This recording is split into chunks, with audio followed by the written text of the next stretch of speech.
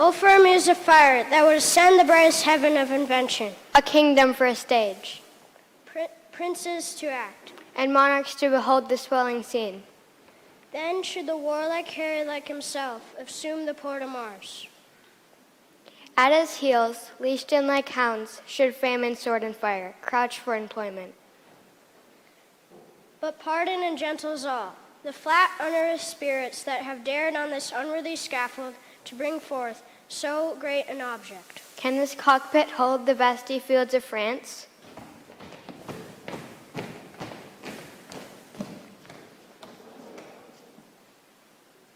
Or may we cram within this wooden node the very casks that did affright the air at Agincourt? But pardon and gentles all, but since a crooked figure may attest in a little place a million.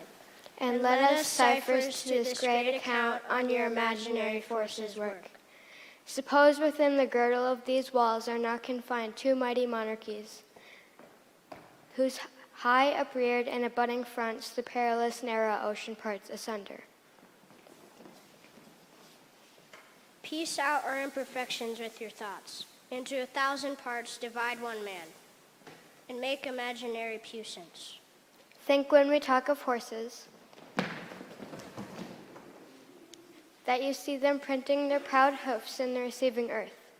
For 'tis your thoughts now must deck our kings. Carry them here and there, jumping o'er times. turning the accomplishment of many years into an hourglass. For the which supply, Admit us chorus to this history, who prologue like your humble patience pray, gently to hear kindly to judge our play.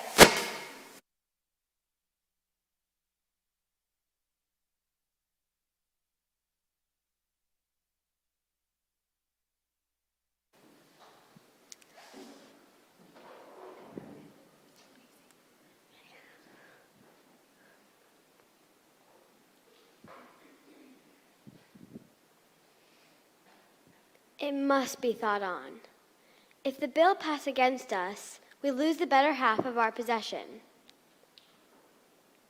This would drink deep. 'Twould drink the cup and all. The king is full of grace and fair regard, and a true lover of the holy church. The courses of his youth promised it not. The breath no sooner left his father's body, but that his wildness, mortified in him, seemed to die too. I have made an offer to his majesty, as touching France, to give a greater sum than ever at one time the clergy yet did to his predecessor's part withal. The French ambassador upon that instant craved audience. And the hour, I think, is come to give him hearing.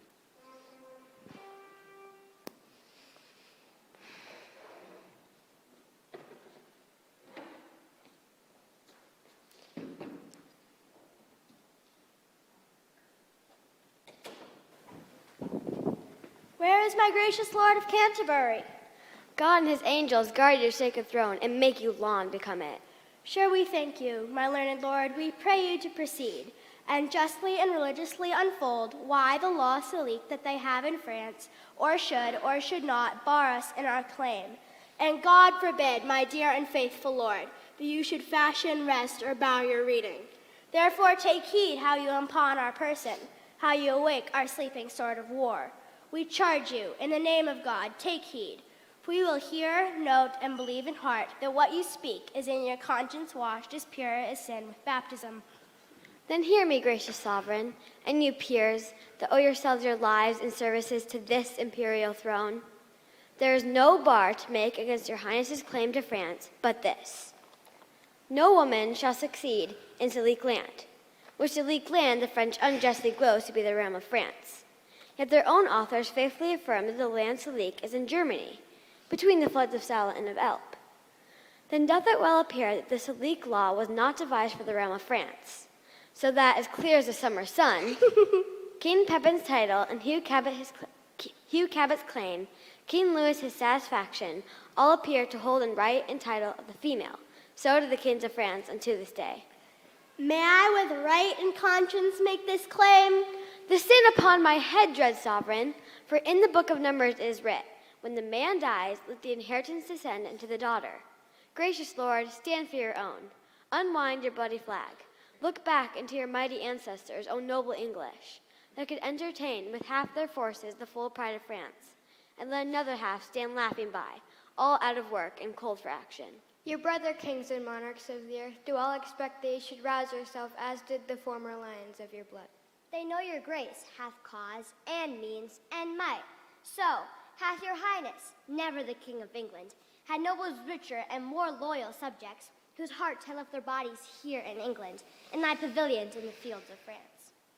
Oh, let their bodies follow, my dear liege, with blood and sword and fire to win your right. In aid whereof we of the spirituality will raise your highness such a mighty sum as never did the clergy at one time bring into any of your ancestors. But there is a saying, very old and true. If that you of France win, then with Scotland first begin. For once the eagle England being in prey, then to her unguarded nest the weasel Scot comes sneaking and so sucks her princely eggs, playing the mouse in absence of the cat to tear and havoc more than she can eat.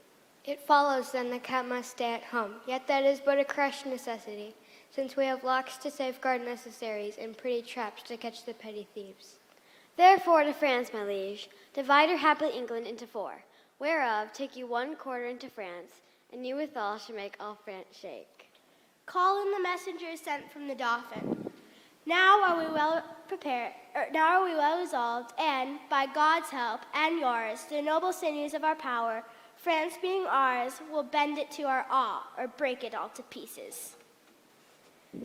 Now are we well prepared to hear the pleasure of our fair cousin Dauphin, for we hear your greeting is from him, not from the king. May it please your majesty to give us leave freely to render what we have in charge, or shall we sparingly show you far off the Dauphin's meaning in our embassy? We are no tyrant, but a Christian king. Therefore, with frank and uncurbed plainness, tell us the Dauphin's mind. Thus then in few, your highness, lately sending into France, did claim some certain dukedoms, in the right of your great predecessor, King Edward III, in answer of which claim, the prince, our master, says you savor too much of your youth. He therefore sends you meter for your spirit, this ton of treasure, and desires you to let dukedoms that you claim hear no more of you. This the Dauphin speaks. What treasure, uncle? Tennis balls, my liege. We are glad the Dauphin is so pleasant with us. His present and your pains we thank you for. When we have matched our rackets to these balls, we will, in France, by God's grace, play a set shall strike his father's crown to the hazard. Tell him he hath made a match with such a wrangler that all the courts of France shall be disturbed with chases.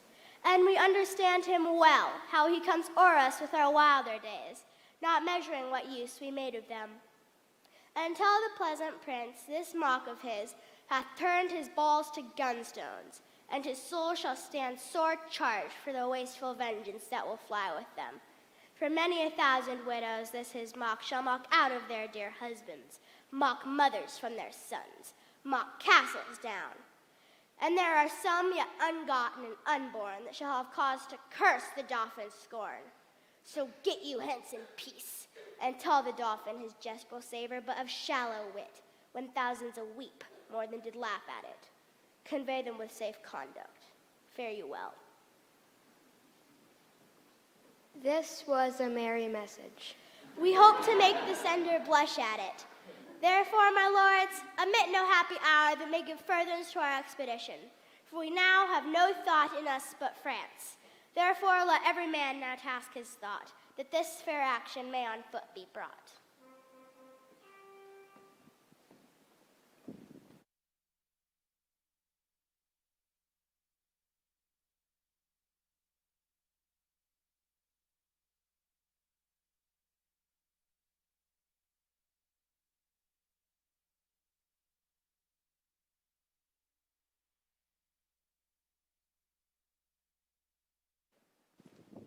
Now all the youth of England are on fire, in silken dalliance to the wardrobe lines. Now thrive the armors and honors sought, reign solely in the breasts of every man.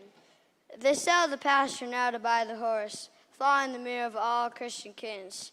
With winged heels as English Mercuries, The French advise by good intelligence of this most dreadful preparation. Shake in their fear, and with pale policy, seek to divert thy English purposes. O England, model to thy inward greatness, like little body, With a mighty heart, what mightest thou do? that honor would thee do. Where all thy children, kind and natural, the kin is sent from London. And the scene is now transported, gentles, to Southampton. There's the playhouse now, There must you sit, and thence to France shall we convey you safe, and bring you back. charming the narrow seas to give you gentle pass. For if we may, we'll not offend one stomach with our play, but till the king come forth, And not till then, unto Southampton do we shift our scene.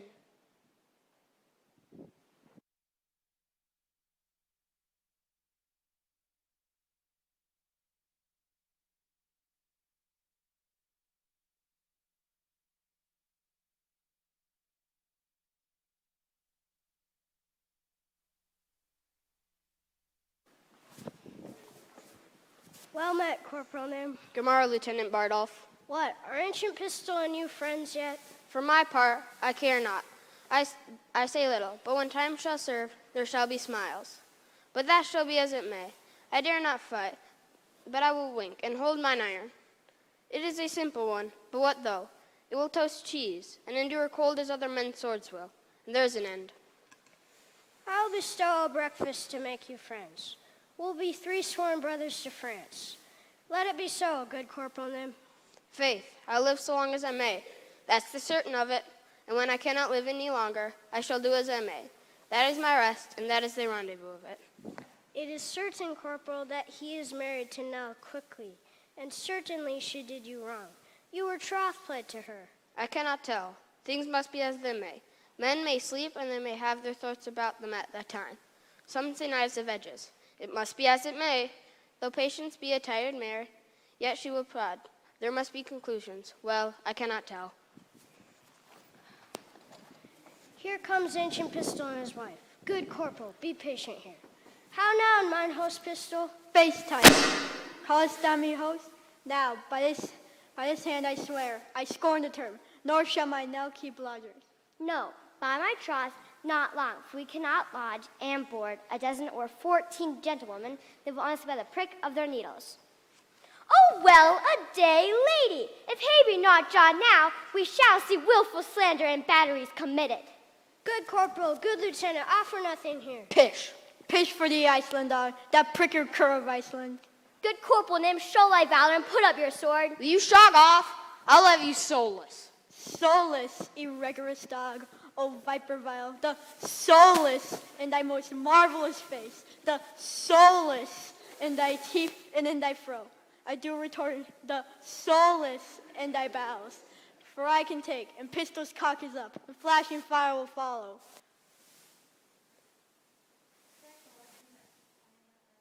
I am not Barbizon. You cannot conjure me.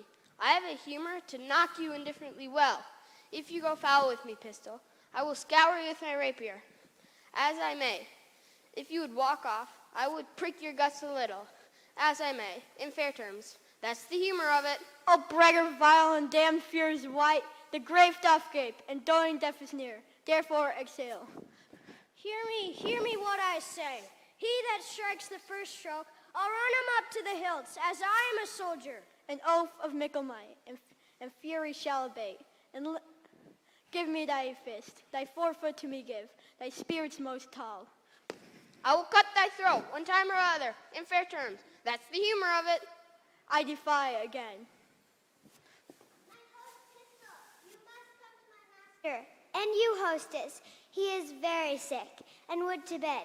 Good Bardolph, put thy face between the sheets and do the office of a warming hand. Faith, he's very ill. Away, you rogue. By my troth, he'll yield the crow a pudding one of these days. The king has killed his heart. Good husband, come home presently. Come, shall I make you 2 friends? We must to France together. Why the devil should we keep knives to cut one another's throats? Let floods o'erswell, and fiend for food howl on. You'll pay me 8 shillings, I win you at betting? Base is a slave that pays. That now I'll have. That's the humor of it. As manhood shall compound, push home. By the sword, he that makes the first thrust, I'll kill him. By the sword I will. Sword is an oath, and oaths must have their course. Corporal Nim and thou wilt be friends, and thou wilt not, why be enemies with me too. Prith put up. A noble shalt thou have, and present pay, and liquor likewise I will give to thee, and friendship shall combine, and brotherhood. Give me thy hand. I shall have my noble. In cash, most justly paid. Well, then, that's the humor of it. As ever you came of woman, come quickly to Sir John. Ah, poor heart, he is so shaked of a burning quotidian tertian that is most lamentable to behold. Sweet men, come to him. The king hath run bad humors in the night. That's the even of it. Nim has spoken the right. His heart is fracked and corroborate. The king is a good king, but it must be as it may. He passes some humors and careers. Let us condole the night. For lambkins we will live.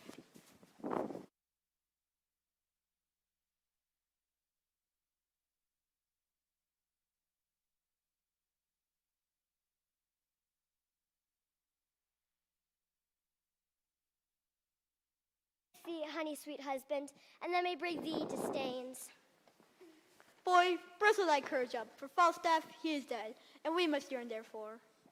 If I were with him, wherever he is, either in heaven or in hell. Nay, sure he's not in hell. He's in Arthur's bosom. If ever a man went to Arthur's bosom, he made a finder and it went away had been any Christian child. He parted even just between 12 and 1, for even of the turn, you know, the tide. For once I saw him film with the sheets and play with flowers and smile upon his fingers' ends. I knew there's but one way, for his nose was sharp as a pen, and he babbled of green fields. How now, Sir John, quoth I, what man? Be of good cheer. So he cried out, God, God, God, 3 or 4 times. Now I, to comfort him, bid him he should not think of God. I hope there is no need to trouble himself with any such thoughts yet. So he bade me lay more clothes down at his feet. I put my hands into the bed and felt them, and they were as cold as any stone. And I felt his knees, and they were as cold as any stone. And so upward and upward until all was as cold as any stone. They say he cried out of sack. And that he did. And of woman. Nay, that he did not. Yes, that he did, and said they are devils incarnate. He could never buy carnation. 'Twas a color he never liked. Shall we shog? The killer gone from Southampton. Come, let's away, my love. Give me thy lips. Look to thy chalice and thy movables. Clear thy crystals. Yoke fellows in arms. Let us to France, like horse leeches, my boys, to suck, to suck. The very blood to suck. And that's but unwholesome food, they say. Farewell, hostess. I cannot kiss. That is the humor of it. But adieu. Let housewife reappear. Keep close, I thee command. Farewell, adieu.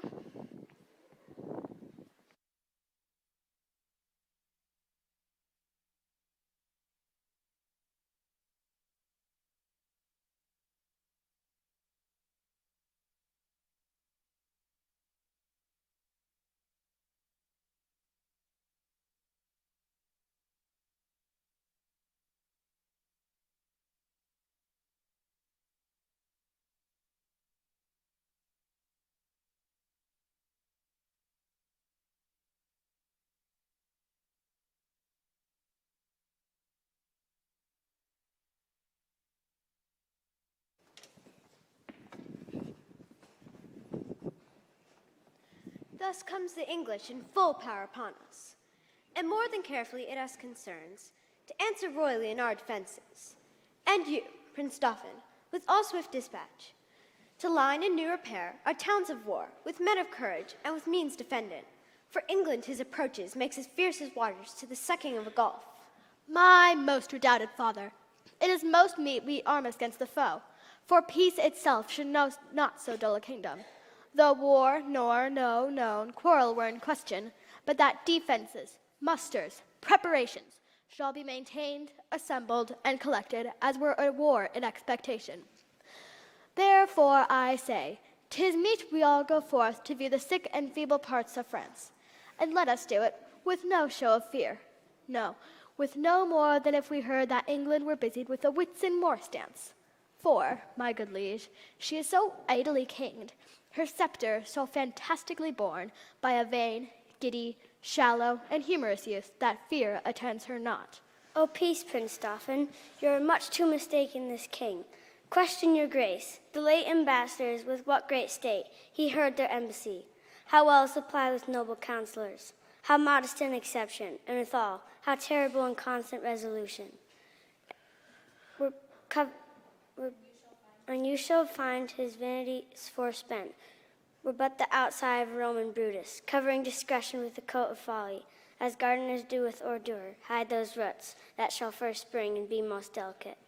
Well, 'tis not so, my lord high constable, but though we think it so, it is no matter. In cases of defense, 'tis best to weigh the enemy more mighty than he seems. Think we King Harry strong? Take up the English short. Let them know of what a monarchy you are the head. Self-love, my good liege, is not so vile a sin as self-neglecting. For our brother England? From him and thus he greets your majesty. He wills you in the name of God Almighty that you divest yourself and lay apart the borrowed glories that by gift of heaven, law of nature, and of nations, belong to him and to his heirs, namely, the crown and all the wide-stretched honors that pertain. Unto the crown of France he bids you then resign your crown and kingdom. Or else what follows? Bloody constraint. If you hide the crown even in your hearts, there he will rake for it. Therefore in fierce tempest he is coming, through thunder and earthquake, like a Jove, that if this is his claim, his threatening in my message, unless the Dauphin be in presence here too, to whom expressly I bring greeting to. For us, we shall consider of this further. Tomorrow shall you bear our full intent back to our brother England. For the Dauphin, I stand here for him. What to him from England? Scorn and defiance, slight regard, contempt, and anything that may not misbecome the mighty sender, doth he prize you at. Say, if my father render fair return, it is against my will, for I desire nothing but odds with England. To that end, as matching to his youth and vanity, I did present him with the Paris balls. He'll make your Paris sleeves shake for it, and be assured you'll find a difference, as we his subjects have in wonder found, between the promise of his greener days. And these he masters now he weighs time, even to the utmost grain, which you shall read in your own losses if he stay in France. Tomorrow shall you know our mind at full. A night is but small breath and little pause to answer matters of this consequence.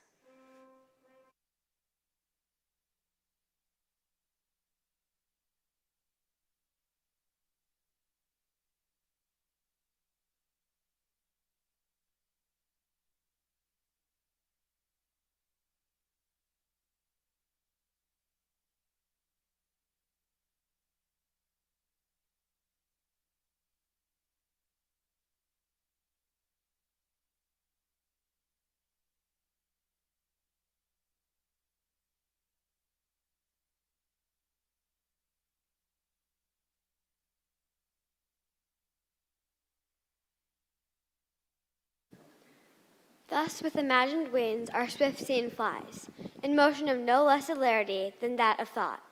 Suppose that you have seen the well-appointed king at Hampton Pierre embark his royalty. And his brave fleet, with silken streamers the young Phoebus fanning. Play with your fancies, and end them behold upon the hempen tackle shipboys climbing. Hear the shrill whistle which doth order give to sounds confused. Behold the threatened sails, borne with the invisible and creeping wind. Draw the huge bottoms through the furrowed sea, breasting the lofty surge.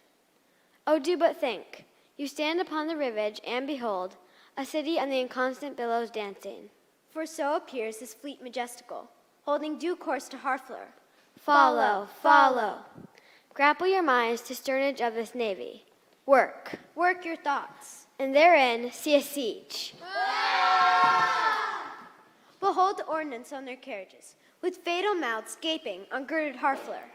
Suppose the ambassador from the French comes back, tells Harry the king doth offer him Catherine his daughter. And with her did dowry, some petty and unprofitable dukedoms. The offer likes not. And the nimble gunner, with linstock now the devilish cannon touches. And down goes all before them. Still, be kind. And eke out our performance with your mind.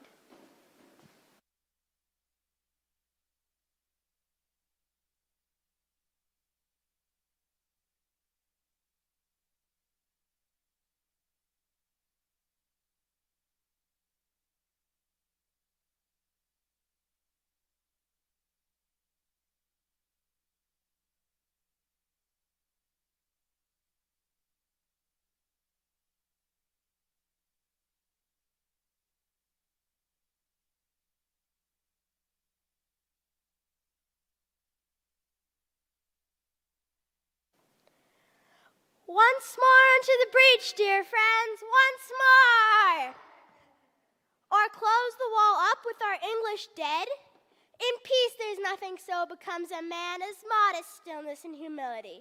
But when the blast of war blows in our ears, then imitate the action of the tiger. Stiffen the sinews, summon up the blood, disguise fair nature with hard-favored rage.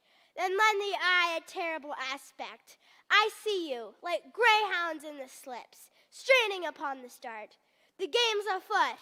Follow your spirit, and upon this charge cry, God for Harry! Yeah! England! Yeah! And St. George!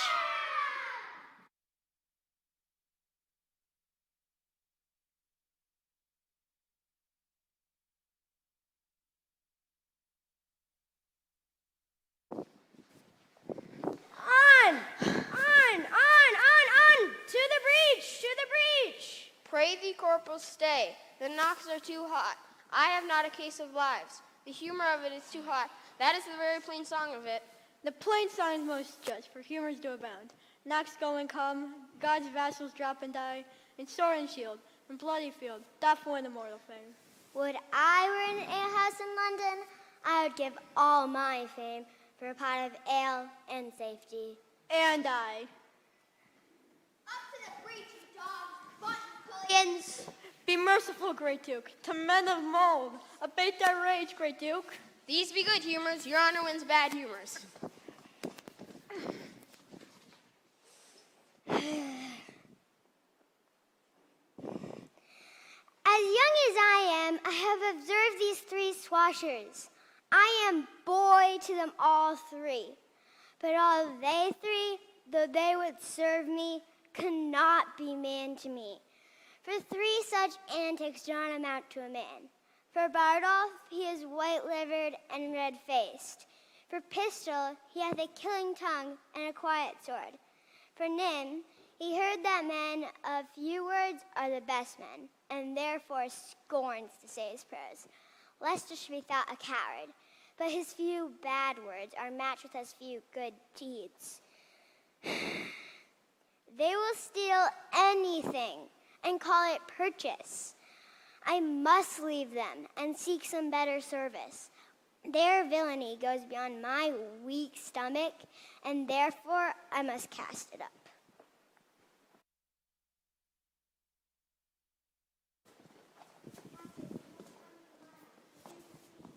Captain, must come to the mine. The Duke retreat to you. To the mines? Tell you, the Duke of Gloucester, it is not so good to come to the mines. For, look you, the mines is not according to the disciplines of the war. The concavities of it is not sufficient. The Duke is directed by our men. It is Captain MacMorris, is it not? I think it be. He is a fool and a coward. He has no more direction in the true disciplines of the wars, look you, of the Roman disciplines than is a puppy dog. The town sound of Polly.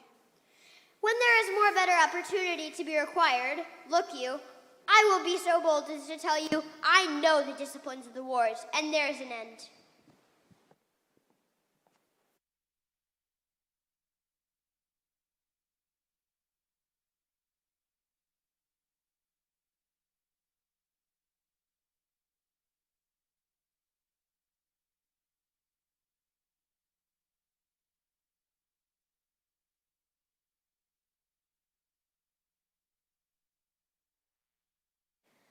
How yet it resolves the governor of the town. This is the latest parley we will admit.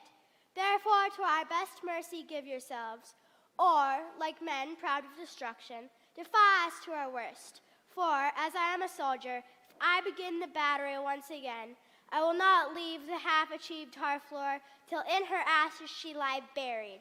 The gates of mercy shall be all shut up. What say you? Will you yield and this avoid, or guilty in defense be thus destroyed? Our expectation hath this day an end. The Dauphin, whom of succors we entreated, returns us, his powers are not yet ready. So we yield our town and our lives to thy soft mercy. Enter our gates, dispose of us and ours, for we are no longer defensible. Open your gates. Come, soldiers, go you and enter Harfleur. There remain, and fortify it strongly against the French. Use mercy to them all.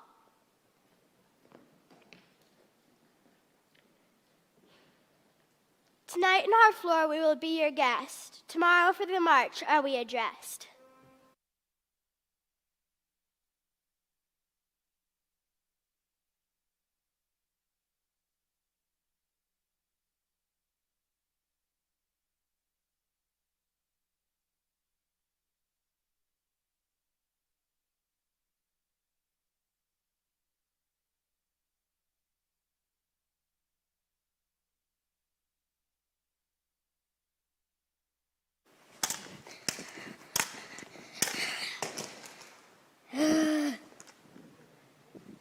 Again, madame.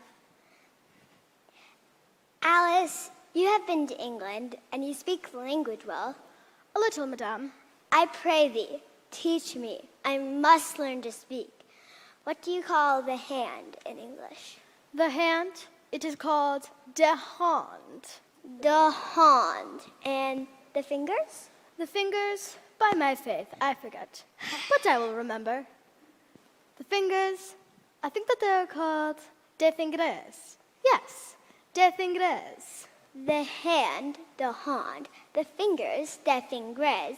I think that I am a good student. I have quickly gained 2 words of English.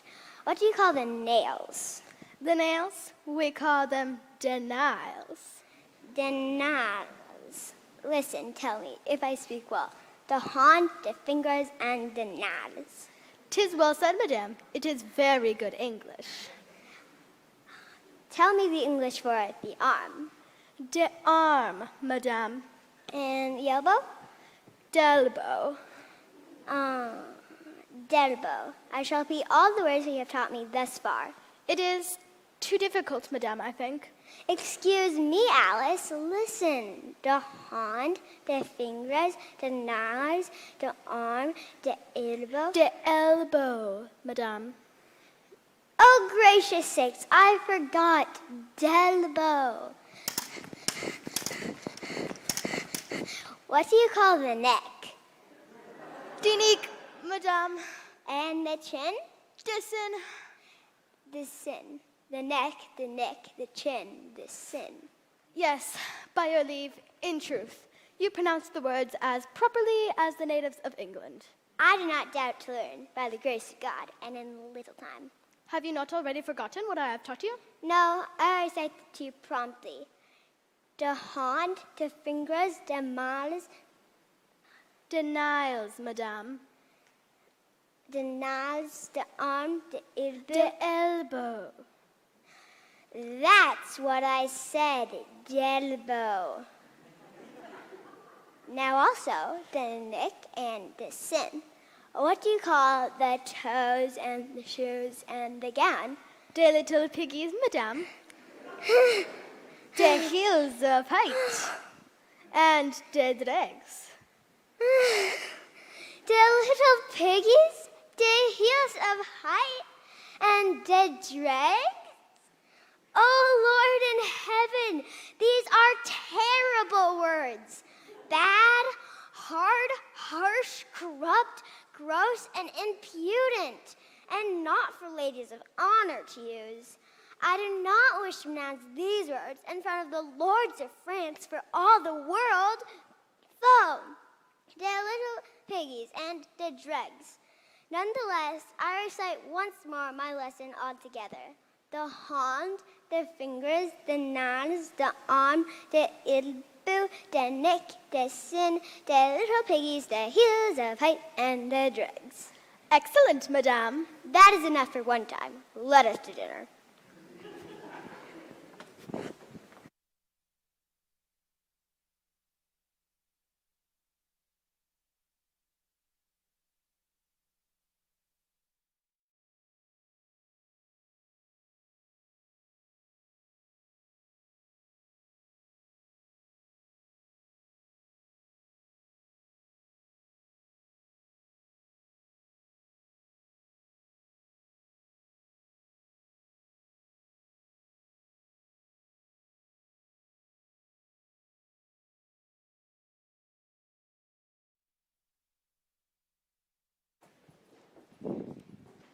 Tis certain he hath passed the river Somme.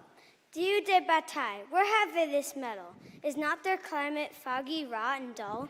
On whom, as in despite, the sun looks pale, killing their fruit with frowns? Where is Montjoy the herald?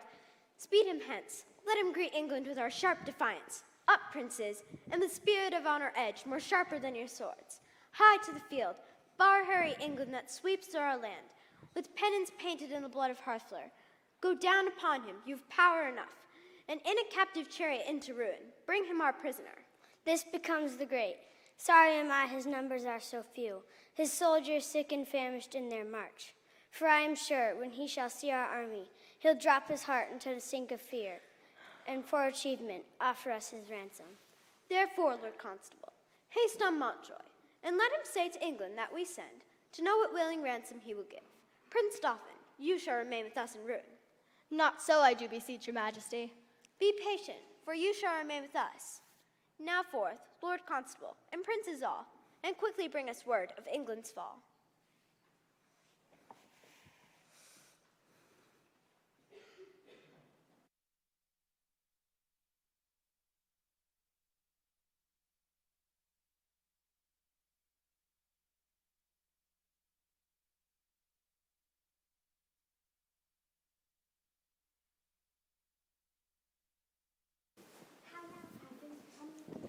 How now, Captain, coming from the bridge?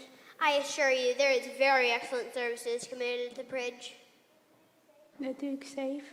The Duke of Exeter is as magnanimous as Agamemnon, and a man that I love and honor with all my soul, and my heart, and my duty, and my life, and my living. And my uttermost power. He keeps the bridge most valiantly, with excellent discipline. There is an ancient lieutenant there at the bridge. I think in my very conscience he is as valiant a man as Mark Antony.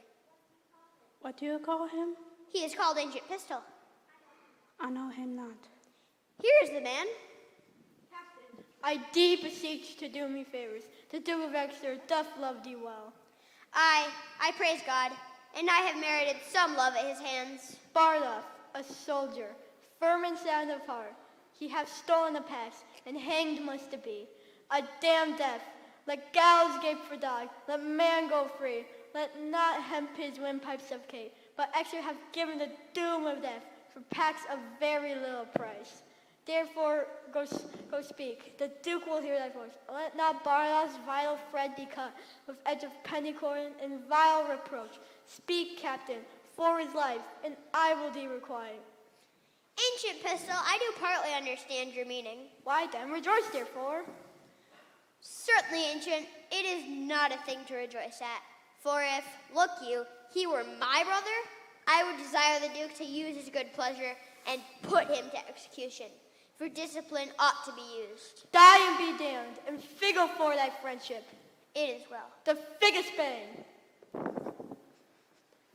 Very good. Why, he is waxwell. Hark you, the king is coming, and I must speak with him from the bridge. God bless your majesty. How now, Llewellyn? Camest thou from the bridge? The Duke of Exeter has very gallantly maintained the bridge. The French has gone off, look you, and there is gallant and most brave passages. What men have you lost, Llewellyn? Mary, for my part, I think the Duke hath lost never a man, but one that is like to be executed for robbing a church. One Bardolph, if your majesty know the man. His face is all bubicles and whelks and knobs and flames of fire. But his nose is executed and his fire's out.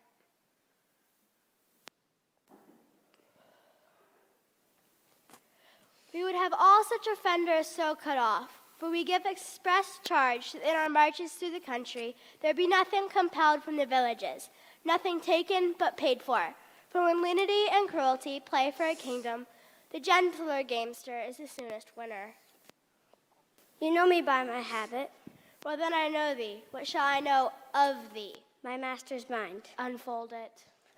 Thus says my king, say thou to Harry of England, though we seem dead, we did but sleep. Advantage is a better soldier than rashness. Tell him we could have rebuked him at Harfleur, but we thought it not good to bruise injury till we're full ripe. Now we speak upon our cue, our voice imperial. England shall repent his folly, see his weakness, and admire our sufferance. Bid him therefore consider of his ransom, and to this add defiance. Tell him for conclusion, he hath betrayed his followers, whose condemnation is pronounced. So far my king and master, so much my office. What is thy name? I know thy quality. Montjoy. Thou dost thy office fairly. Turn thee back, and tell thy king I do not seek him now, but could be willing to march on to Calais without impeachment. For, to say the sooth, my people are with sickness much enfeebled, my numbers lessened, and those who I have almost no better than so many French. Go therefore, and tell thy master, here I am. My army is this frail and sick. My ransom is this frail and worthless trunk. My army but a weak and sickly guard. Yet, God before, tell him we will come on, though France himself and such another neighbor stand in our way. There's for thy labor, Montjoy. The sum of all our answer is but this. We would not seek a battle as we are, nor as we are, we say we will not shun it. So tell your master. I shall deliver so, thanks to your highness. I hope they will not come upon us now. We are in God's hand, brother, not theirs. March to the bridge, and now draw us toward night. Beyond the river we'll encamp ourselves, and on tomorrow bid them march away.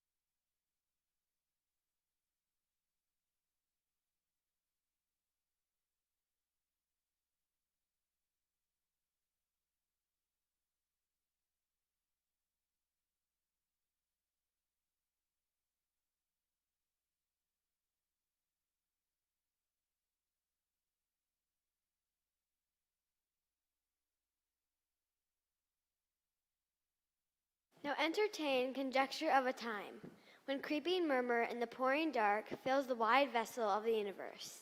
From camp to camp through the foul moon's night, the hum of either army still a sound, that the fixed sentinels almost receive the secret whispers of each other's watch. The country cocks do crow, The clocks do toll, and the third hour of drowsy morning name. Proud of their numbers and secure in soul, the confident and over-lusty French do the low-witted English play at dice.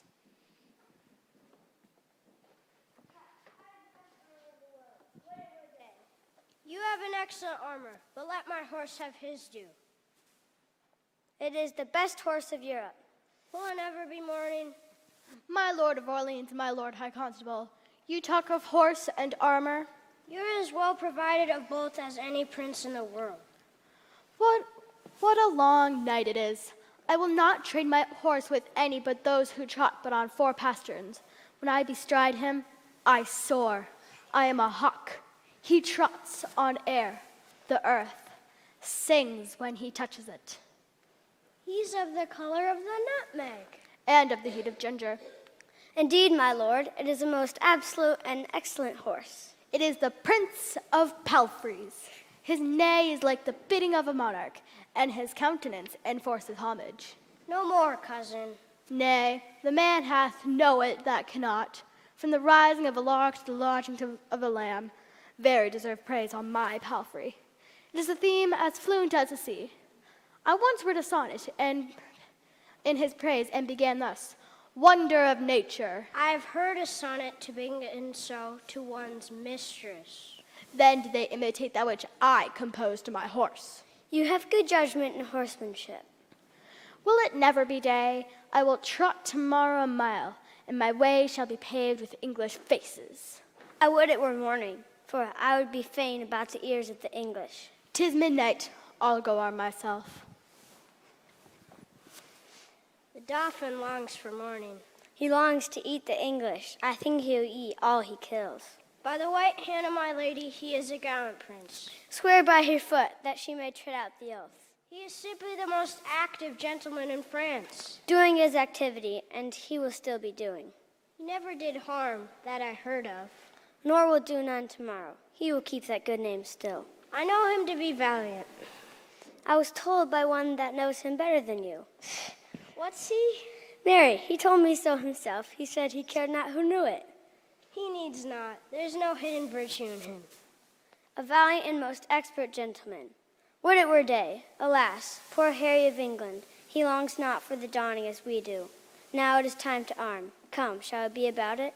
It is now 2 o'clock, but let me see. By 10, we will each have 100 Englishmen.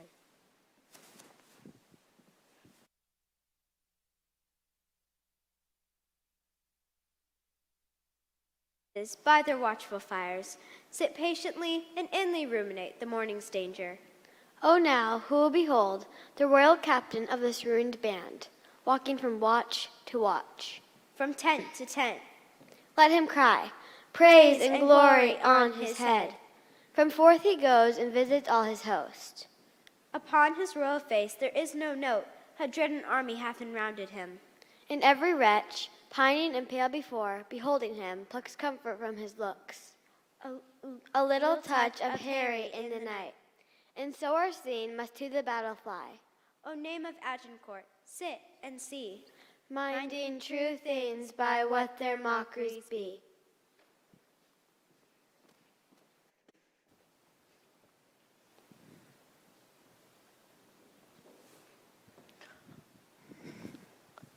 Qui va là?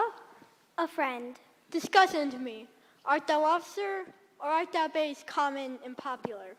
I am a gentleman of a company. What are you? As good a gentleman as the emperor. Then you are better than the king. The king's a bawcock and a heart of gold. I kiss his dirty shoe, and from heartstring I love the lovely boy. What is thy name? Harry Leroy. Leroy. A Cornish name. Art thou of Cornish crew? No, I am a Welshman. Knowest thou Llewellyn? Yes. Tell him, I'll knock his leg about his pate upon St. David's Day. Do not you wear your dagger in your cap that day, lest he knock that about yours. Art thou his friend? And his kinsman too. The figo for you then. I thank you. God be with you. My name is Pistol called. It sorts well with your fierceness.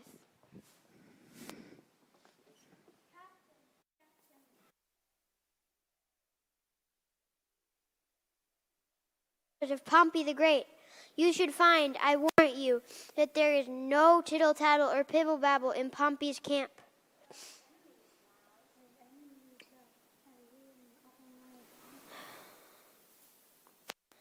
If the enemy is an ape and a fool and a prating coxcomb, is it meet, think you, that we should also, look you, be an ape and a fool and a prating coxcomb in your conscience now?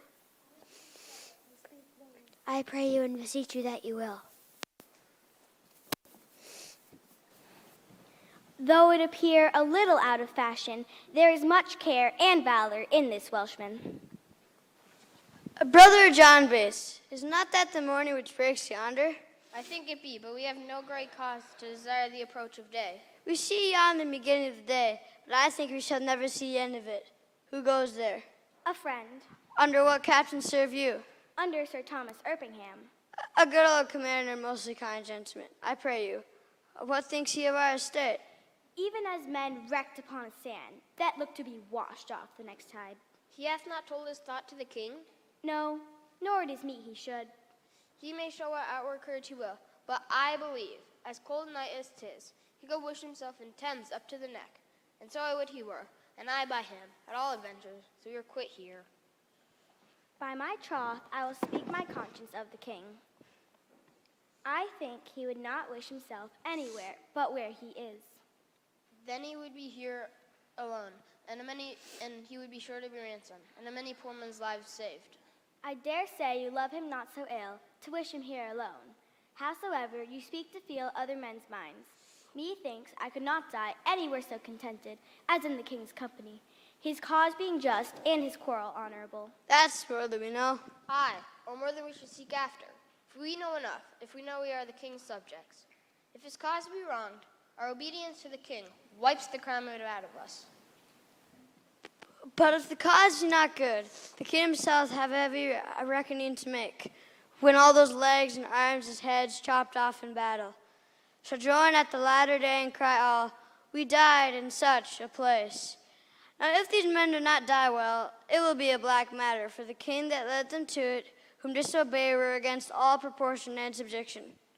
So if a son that is by his father sent about merchandise do sinful miscarry upon the sea, the imputation of his wickedness by your rule shall be imposed upon the father that sent him. But this is not so. The king is not bound to the particular endings of his soldiers, the father of his son, nor the master of his servant. For they propose not their services, but they propose not their death when they propose their services. 'Tis certain, every man that dies ill, the ill upon his own head, the king is not to answer it. But I do not desire he should answer for me, but yet I determine to fight lustily for him. I myself heard the king say that he would not be ransomed. Ah, he said so, to make us fight cheerfully. But when our throats are cut, he may be ransomed. We are never the wiser. I myself, wait. If I live to see it, I will never trust his word after. You may as well go about to turn sun to ice, with feigning his face with a peacock's feather. You'll never trust his word after. Come, 'tis a foolish saying. Your reproof is something too round. I should be angry with you, if the time were convenient. Let it be a quarrel between us, if you live. I embrace it. How shall I know thee again? Give me any gage of thine, and I will wear it in my bonnet. Then, if ever thou darest acknowledge it, I will make it my quarrel. Here's my glove. Give me another of thine. There. Be friends, you English fools, be friends. We have French quarrels enough, if you could tell how to reckon.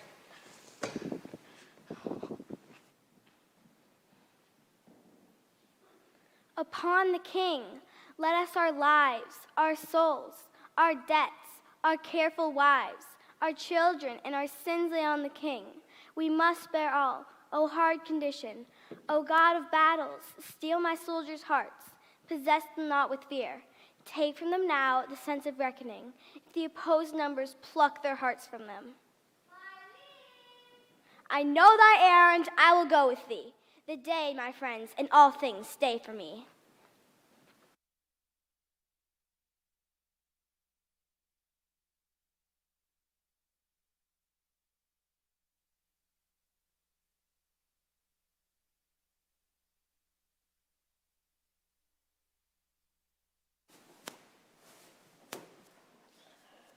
The sun doth glitter our armor.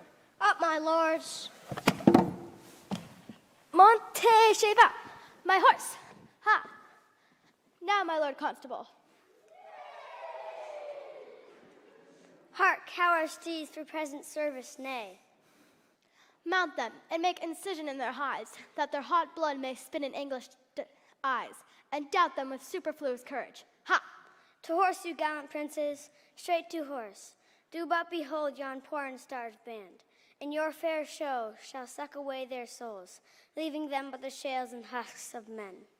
Shall we go send them dinners and fresh suits, and give their fasting horses provender, and after fight with them? I will the banner from a trumpet take, and use it for my haste. Come, come away. The sun is high, and we outwear the day.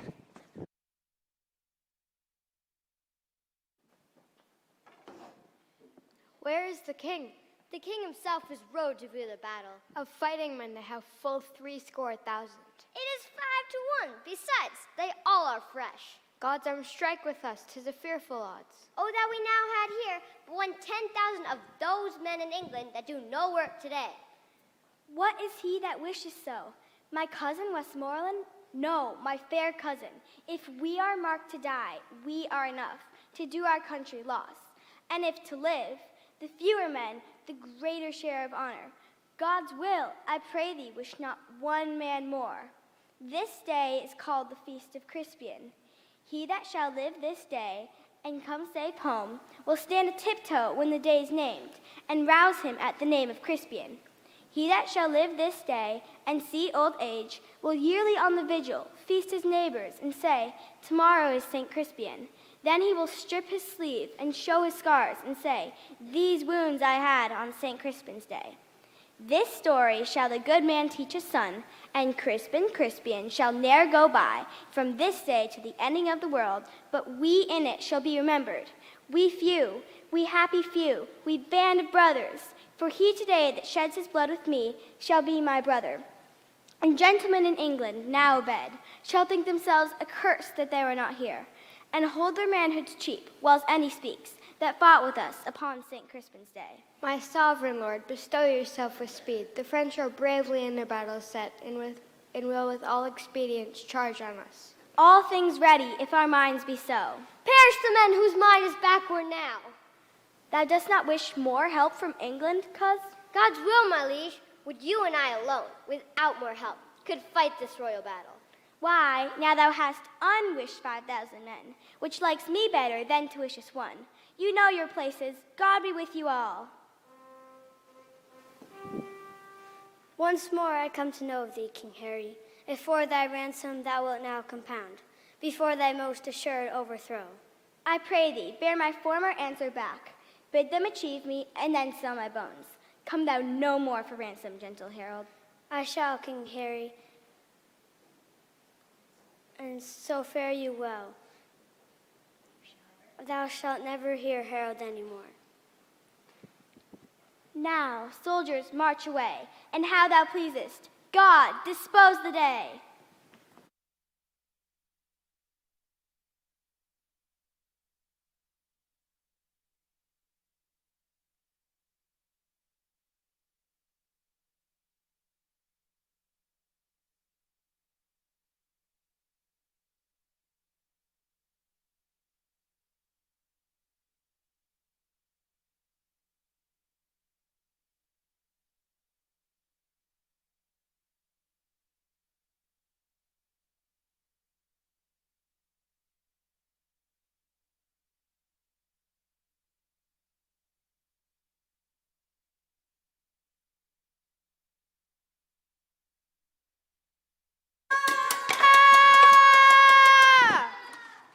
Oh, diable! Oh, Signor Leor, est perdu, tout est perdu.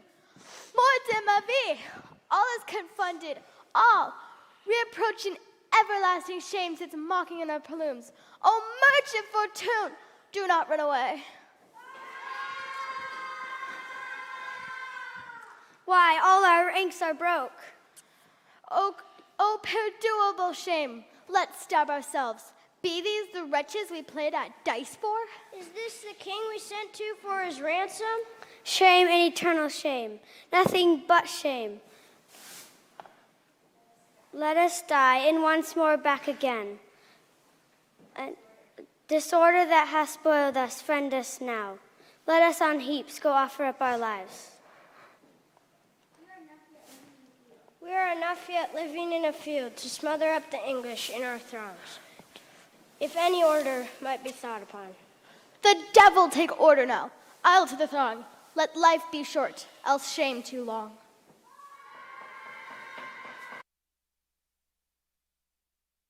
Have we done, thrice valiant countrymen, but all's not done, yet keep the French the field. The Duke of York commends him to your majesty. Lives he, thrice within this hour?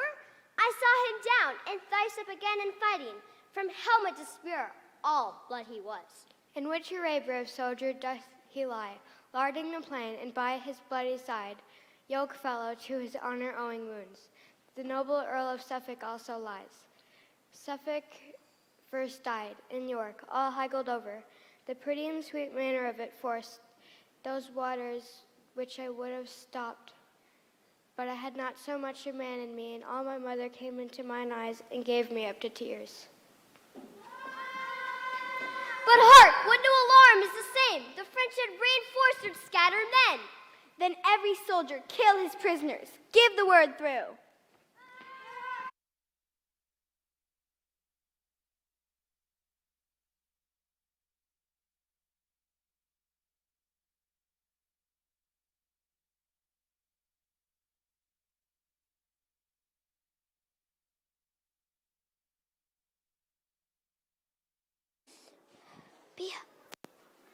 Bia. Kill the poison in the luggage. 'Tis expressly against the law of arms. 'Tis certain, and the cowardly rascals who ran from the battle had done this slaughter. But the king is a gallant king. Aye, a gallant king indeed. He was born at Monmouth, Captain Gower. What call you the town's name where Alexander the Pig was born? Or the mighty, or the huge, or the magnanimous, are all one reckonings, save the phrases a little variations.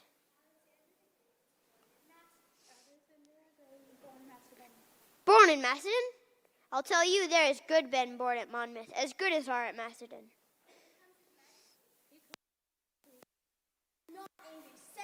France until this instant. Take a trumpet, herald. Ride thou unto the horsemen on yon hill. If they will fight with us, bid them come down, or void the field. They do so offend our sight. Go and tell them so.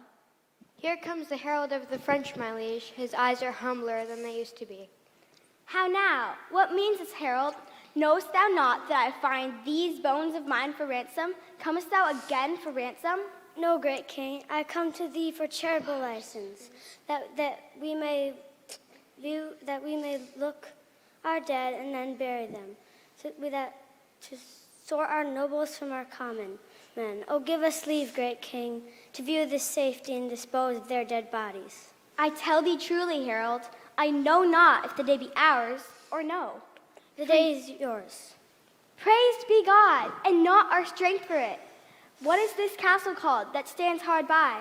They call it Agincourt. Then call we this the field of Agincourt, fought on the day of Crispin Crispianus. Your grandfather of famous memory, an't please your majesty, and your great uncle, Edward the Black Prince of Wales, as I have read in the chronicles, fought a most brave battle here in France. They did, Fluellen. Your majesty says very true. If your majesty is remembered of it, the Welshmen did good service in a garden where leeks did grow, wearing leeks in their Monmouth caps, which, your majesty, now to this hour is an honorable badge of the service. And I do believe your majesty takes no scorn but to wear the leeks upon St. Tavia's Day. I wear it for a memorable honor, for I am Welsh, you know, good countrymen. Call yonder fellow hither. Soldier, you must come to the king. Soldier, why wearest thou glove in thy belt? Ain't pleased your majesty, 'tis the gage of one that I should fight withal, if you be alive. An Englishman? Ain't pleased your majesty, a rascal that swaggered with me last night, who, if alive, and ever dare to challenge this glove, I've sworn to take him a box of the ear. What think you, Captain Fluellen? Is it fit this soldier keep his oath? He's a craven and a villain else, an't please you. Then keep thy vow, sirrah, if thou meetest the fellow. So I will, my liege, as I live. Who servest thou under? Under Captain Carroll, my liege. Call him hither to me. I will, my liege. Here, Fluellen, wear thou this favor for me, and stick it in thy belt. Knowest thou Gower? He is my dear friend, and please you. Go seek him, and bring him to my tent. I will. I will fetch him. Exeter, follow Fluellen closely at the heels. The glove which I have given him for our favor may happily purchase him a box of the ear. It is the soldier's. I by bargain should wear it myself. Follow, good uncle. If that the soldiers strike him, As I judge by his blunt bearing he will keep his word. Some sudden mischief may arise of it. Follow and see there be no harm between them.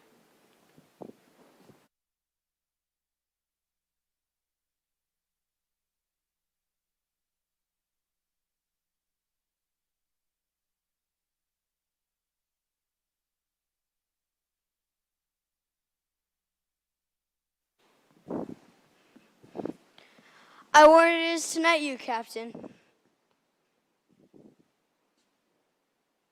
will and his pleasure, Captain. I beseech you now, come apace to the king. There is more good toward you, peradventure, than is in your knowledge to dream of. Sir, know you this glove? Know the glove. I know the glove is glove. I know this, and thus I challenge it. Blood! Unerrant traitor as any in the universal world, or in France, or in England.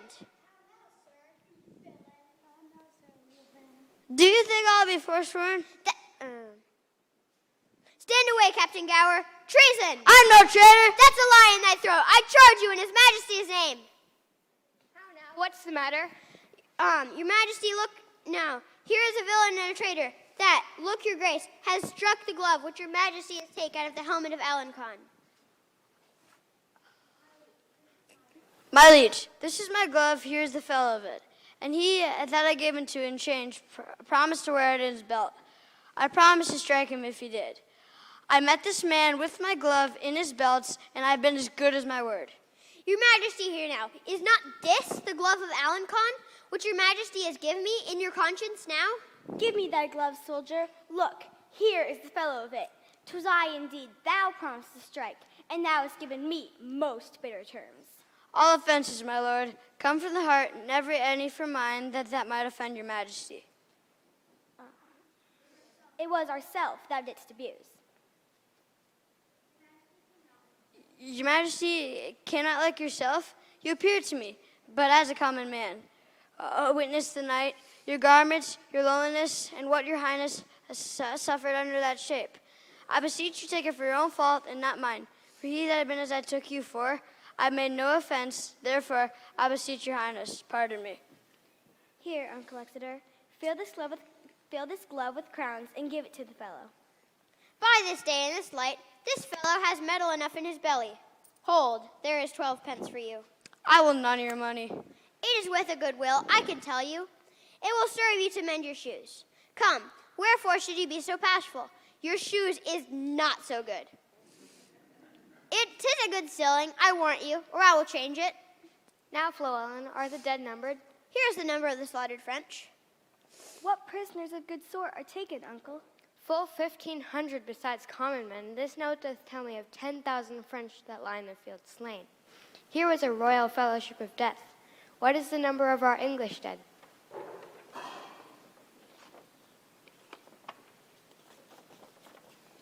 Edward the Duke of York, Sir Edward the Duke of York, the Earl of Suffolk, Sir Richard Ketley, Davy Gamb, Esquire.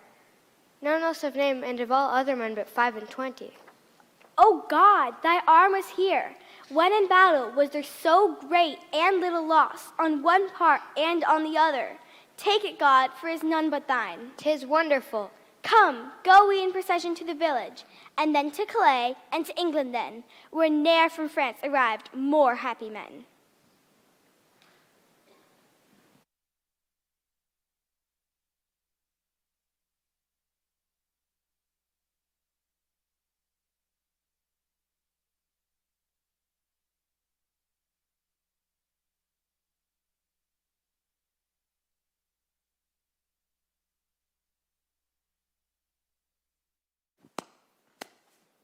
Vouchsafe to those who have not read the story that I may prompt them.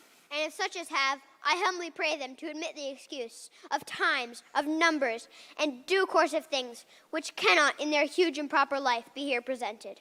Now we bear the king toward Calais. Grant him there seen.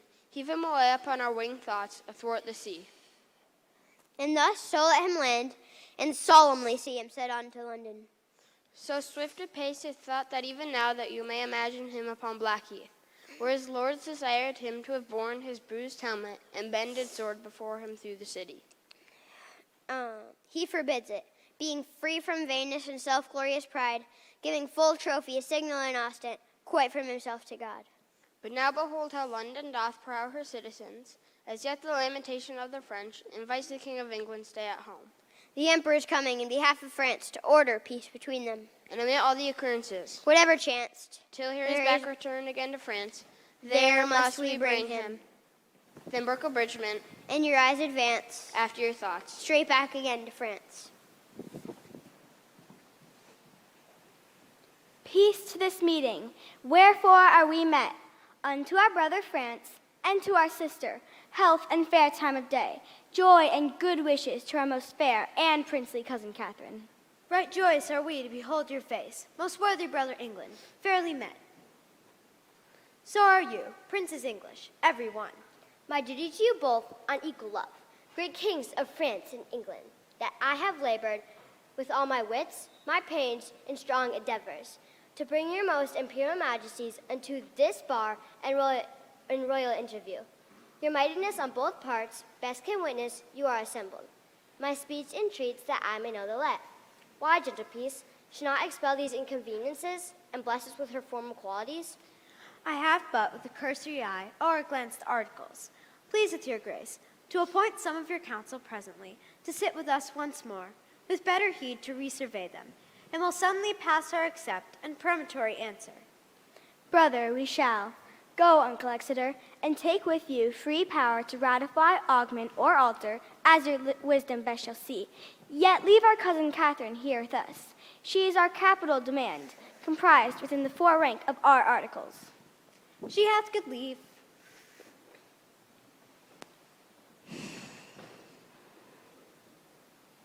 Fair Catherine, and most fair, will you vouchsafe to teach a soldier terms such as will enter a lady's ear, and plead his love suit to her gentle heart?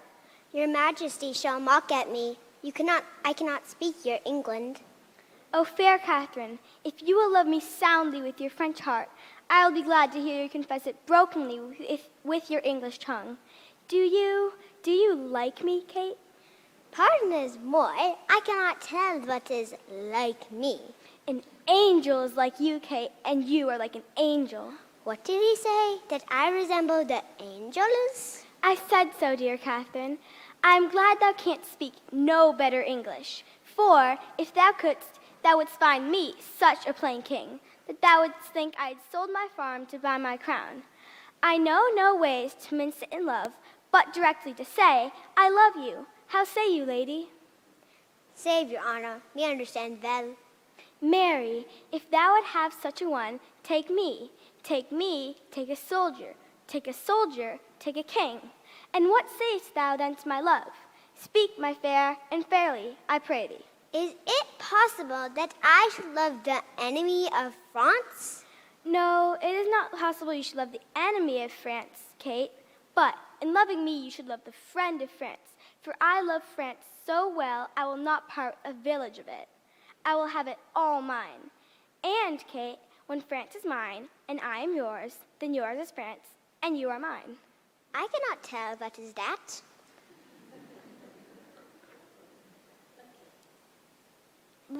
Wait. But, Kate, dost thou understand thus much English? Canst thou love me? I cannot tell. Can any of your neighbors tell, Kate? I'll ask them. Come, I know thou lovest me. What sayest thou then to my love? Speak, my fair fleur de luce. I do not know that. Upon that, I kiss your hand. Wait. What? Not that. I don't know what it is. Queen, Catherine, break thy mind to me in broken English. Wilt thou have me? That is as it shall please the roi mon père. It will please him well. Kate, it shall please him, Kate. Then it shall also content me. Upon that, I kiss your hand and call you my queen. We are agreed on peace. Shall Kate be my wife? So please you. I'm content. We've consented to all terms of reason. Is so, my lords of England? The king hath granted every article, his daughter first, and then the sequel all, according to his firm proposed natures. Take her, fair son, and from her blood raise up issue to me. that the contending kingdoms of France and England, whose very shores look pale with envy on each other's happiness, may cease their hatred, and this dear conjunction plant neighborhood and Christian-like accord in their sweet bosoms. Let never war advance his bleeding sword twixt England and fair France. Amen. Now, welcome, Kate, and bear me witness all that here I kiss her as my sovereign queen. Prepare ye for our marriage, on which day I shall swear to Kate and you to me, and may our oaths well kept and prosperous be.